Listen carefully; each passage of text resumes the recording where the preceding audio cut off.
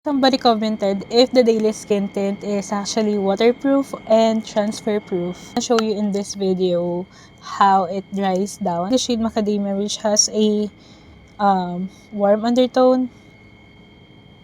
So this is how it actually looks like kapag ina-apply mo siya.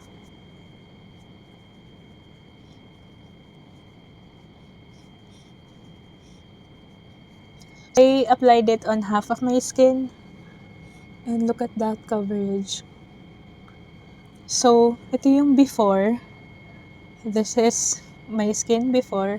And this is after.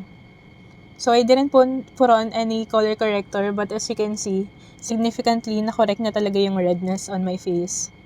I let it set for 5 minutes. And they don't actually claim this to be transfer proof or waterproof.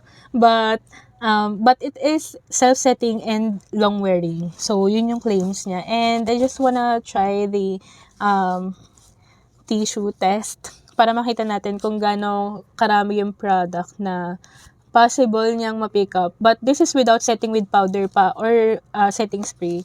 So, yun. Kung lagi ka naman nagsiset ng face using powder or setting spray, I think hindi naman siya magiging problema na mahuhulas siya agad.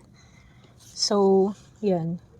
So, ganito lang yung yung na-pick up niya na product after settling on my skin for 5 minutes.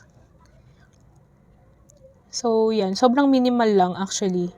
I think hindi mo naman talaga siya problemahin na mahuhulas talaga because it's meant to be long wearing on your skin. So, yeah, I hope this answers your question.